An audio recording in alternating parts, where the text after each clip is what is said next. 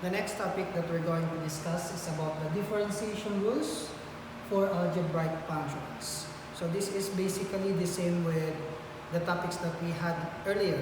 That is some rules also in finding the derivative of a given function. But here we're going to find out what is the differentiation rules in terms of algebraic functions is concerned. So the first rule is constant rule. Okay? If you still remember, meron din po tayong constant rule dun sa finding the derivative. But here, we're going to have if c is any constant and y is equals to f of x, which is equals also to c for all value of x, then dy over dx is equals to d over dx times c. Or that is equals also to if f prime x is equals to 0. So that is the constant rule. Any number which is derived, or we're going to find out the differentiation or the derivative of the given function, then that will be 0. Say for example, we have f of x is equals to 7, then f prime of x will be 0. Okay? Any constant number, if we're going to find out what is the derivative of the given function, then that will be 0. Okay? Second, the power rule. If y is equals to x raised to n is a power function for some positive integer n, then dy over dx times x raised to n is equals to n times x raised to n minus 1. Say for example, if we are going to find the derivative of f of x is equals to x raised to 5, then we simply get the what? We're going to put down 5 or the exponent 5 to the left side. Okay? Na maging siyang numerical coefficient. Then after that, we're going to subtract the given exponent to minus 1 because that is the formula for power rule. Say for example, we have f of x is equals to x raised to 5. Then f prime x is equals to 5. X raised to 5 minus 1, that will give us equals to 5 times 5 of x raised to 4. Okay, so this will be your answer. If you're going to observe, ibinabalang po natin yung 5 to the left side, and then yung 5 ulit, we subtracted it to 1. Okay? Question? None so far? Sige po. So here, we have also identity function rule. If y is equals to x, then therefore, dy over dx is equals to 1. That is identity. Okay. For the constant multiple rule, if c is a constant and f of x is a differentiable function, then d over dx times c of f of x is equals to c times d over dx times f of x. Okay? For you to understand more, let's have an example. Example, find the derivative of f of x is equals to 8 times x raised to 6. So, f of x is equals to 8x raised to 6. Then simply, we copy the a. Ito po yung a. Ano po? That is the numerical coefficient. And then following the power rule, we're going to bring down 6 to the left side. Ano po? Binaba na po natin to. And then copy yung x. And then 6 minus 1. Following the power rule. Okay po. And then, we're going to simplify now. So, 8 times 6, that will give us 48. And then x raised to 6 minus 1, that will give us 5. Therefore, our answer now is 48x raised to 5. Okay? Do you have any questions? Clarification? Okay. So let us come now to discuss the sum and difference rule. Okay? So if f of x and g of x are differentiable function, then the derivative of f of x plus and minus g of x is equals to the derivative of f of x plus and minus the derivative of g of x. So, for you to understand it well, let us come now to solve this example, which is find f prime of x of f of x is equals to 5 raised to 4 plus 3x raised to 3 minus 6x plus 8. So, how are we going to solve this? Following this sum and difference rule, we will have to find the derivative of this given function. So, we have that is equals to f prime of x is equals to the derivative or the d over dx 5x raised to 4 plus d over dx 3x raised to 3 minus d over dx 6x and then plus d over dx 8. Okay? So, following all the four na na-introduce ko na po kanina, yung identity, yung constant multiple, and so on and so forth. So, let us now derive all of that here. So, what is now the derivative of 5x raised to 4? So, the derivative of this will be 5 times 4x raised to 3 plus the derivative of 3x cubed is 3 times 3x squared minus the derivative of 6x, that will be 6 times x raised to 0, and the derivative of the constant 8 is actually 0. So, how I arrive to this given solutions? Okay? Diba? Kanina, are you familiar kanina yung sa constant multiple? Ito na po is, ang ginawa dyan, 5x raised to 4. So, ang gagawin po dyan is, we have to 5 times, ibababa natin yung exponent, which is 4 times x raised to 4 minus 1. So, therefore, we have 5 times 4x raised to 3. Kaya po nagkaroon tayo nito. Okay? Gets po? So, how about here? So, anong nangyari dyan? We have 3x cubed is equals to, okay? Eto, pakopyahin natin yung numerical coefficient which is 3 times, ibababa natin yung exponent which is 3 times, okay, x raised to 3 minus 1. That will give us 3 times 3x raised to 2. Kaya po meron tayong 3 times 3x raised to 2. Okay? How about ito? We have 6x. Okay? So, the derivative of this will become, this is equal to 6, okay? Any number or variable na constant siya or may variable siya, automatic meron yung one exponent. Ano po? So, 6 times 1 times x raised to 1 minus 1. So, that will become 6 times x raised to 0. Kaya po meron tayong gano'n. Okay?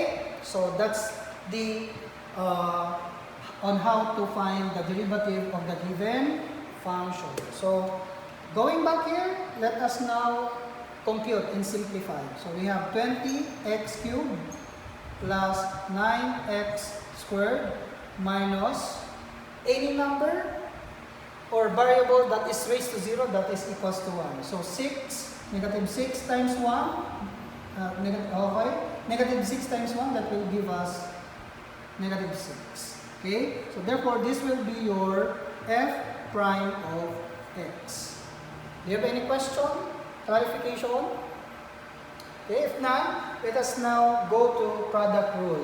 Sa product rule naman, if f of x and g of x are both differentiable functions, then d over dx of f of x times g of x is equals to the f of x times the derivative of g of x plus g of x times the derivative of f of x. So for you to understand it well, let us come now to answer this function, which is f of x is equals to 4x minus 3 times 2x plus 5. Okay? So f prime of x is equals to 4x minus 3. This will be your f of x, and this will be your g of x. Okay? Times the derivative of 2x plus 5 plus 2x plus 5 times the derivative of f of x, which is 4x minus 3. Okay? Solving this, we have 4x minus 3. Okay? The derivative of 2x plus 5, following the rules that I've given to you, that will result to 2. Okay? Plus 2x plus 5. The derivative of 4x minus 3, that will become 4. Okay? So we have 8x minus 6 plus 8x plus 20. Okay? So we have combining same terms. Okay? We have 16x plus 14. So this will be your derivative of the given function. Okay? The f prime of x. Question? Okay. Let us come now to the last rule, which is the quotient rule. If f of x and g of x are both differentiable functions, at x with g of x should not be equal to 0. Because if that would be the case, then the given function is undefined already, and we're not going to solve it. Then, the derivative of f of x over g of x is equals to g of x times the derivative of f of x minus the function of x times the derivative of g of x all over g of x raised to 2. For you to understand it more, let us now come to the example. Find the derivative of f of x is equals to x squared plus 3 over 5x plus 4. Always remember that this is our f of x, and this will be our g of x. Please always remember that. Okay? So following this, on how are we going to solve this, we need to be familiar with the quotient rule. Okay? So let us come now to f prime of x is equals to, which is g of x, we have 5x plus 4, okay, times the derivative d over dx of x squared plus 3, okay, minus x squared plus 3 times the derivative of g of x, which is 5x plus 4. Are you following? All over 5x plus 4 squared. Okay? So the next one, we're going to find out the derivative of this. 5x plus 4. What is the derivative of x squared plus 3? This is constant, that is will give us the 0. Constant multiple, magiging siyang times 2x. Okay? Minus x squared plus 3. What is the derivative of 5x plus 4? Ito magiging siyang 0. Ito 5x. So magiging siyang x raised to 0 is 1 times 5. That will give us 5. Over, ito na po, 5x plus 4 squared. Okay? So we have now 5 times 2, that will give us 10x squared plus 8x minus 5x squared plus 15. Okay? So 5x squared plus 15 over 5x plus 4 raised to 2. So simplifying this, we have 10x squared plus 8x minus 5x squared minus 15 over 5x plus 4 raised to 2. That will give us 5x squared, same term or unlike term, we subtract, plus 8x minus 15 over 5x plus 4 raised to 2. This will be your derivative, or f prime of x. Yan na po yung final answer. Okay? Question?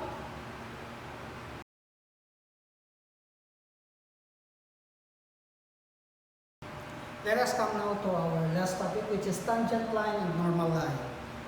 Here, I already gave the solutions and also the problem. Okay? So, a tangent line is a line that touches a curve at a point. Okay? So, for example, if you have the graph like this, okay? If your graph is like this, ang tangent line po is the one that touches one point. Okay? The curve. Ano po? At a point. Okay? So, ito po yung tangent line. Okay? Ito yan, tangent line. The point is called the point of tangency, where it touches one point to the curve. A line that is perpendicular to a line tangent to a curve at the point of tangency is called normal line. Pagka meron ka pong line na ganyan, this is the normal line. Yan po yung normal line. Ito naman, tangency. Tangent line. Okay, tangent line. And ito po is the point of tangency. Point of tangency. Okay? So, yan po. So, a line that is perpendicular to a line tangent to a curve at the point of tangency is called the normal line. Ito yung normal line. Ito po yung tangent line. And ito naman pong that is the point of tangency. Okay? So, for example, we have find the equation of the tangent line and the normal line to the parabola y is equals to x squared minus 5x plus 3 at point 2 and negative 3. So, let us come now here to the solution itself. The first one is we need to find the derivative of the given function, which is y is equals to x squared minus 5x plus 3. So, following the rules of differentiation, we have, ito po, magiging siyang 2x minus 5 na lang. Okay po? Because ito is 0, x raised to 0, that is equals to 1. So, 5 times 1, that is equals to 5. So, y prime, or the derivative of the given function is equals to 2x minus 5. Ito na yung magiging basis natin later on. Okay? So, the second one is find the slope of the tangent line at x is equals to 2. Saan po nakuha yung 2? Dito po sa point na to. Okay? Which is x is equals to 2. Since we have already the slope or the derivative, which is 2x minus 5, we simply substitute the given value of x, which is 2. So, the slope or m is equals to 2 times 2 minus 5, that will result to 4 minus 5, and our m now, or the slope, is negative 1. Okay? Next po is letter C. We need to find the equation of the tangent line using the point slope formula, which is y minus y sub 1 is equals to m times x minus x sub 1. So, substituting all the values, we have y minus negative 3. Saan po nakuha itong negative 3? Dito po. Okay. Equals negative 1. Saan nakuha yung negative 1? Which is m. Ito po, which is your slope. X minus 2. Saan nakuha yung 2? Ito po, yung x. Okay? So, y plus 3 now, okay, is equals to negative x. Negative 1 times x, that will give us negative x. Then negative times negative, that is positive 2. So, simplifying this, that will result to y is equals to negative x plus 2 minus 3. We simply transpose positive 3 to the other side, which result to change the sign of the one who is transposed to the other side, which is negative 3 na siya. Simplifying po ito. Pag sinimplify, ito na po. Y is equals to negative 1 minus 1. This will be your equation of the tangent line. Okay? The next one is letter D. Find the slope of the normal line, which is the reciprocal of the given slope, which is, ito na, mn is equals to negative 1, negative times 1 over negative 1. Reciprocal lang po, which is equals to 1. Okay? So, the slope of the normal line now is 1. So the last one that we're going to determine is to determine the equation of the normal line, which is y minus y sub 1 is equals to mn times x minus x sub 1. So y minus negative 3 is equals to 1 times x minus 2. Y plus 3 now is equals to negative 1 times x, that will result to x. 1 times negative 2, negative 2. So y is equals to negative x minus 2 minus 3. We transpose again positive 3 to the other side, and it will result to y is equals to x minus 5. Okay, the equation of the normal line. So this is now all the topics that we cover for normal and tangent line. Okay, question? Clarification? Please answer your activities in your module, and I do hope that you're doing well. Thank you and have a good day.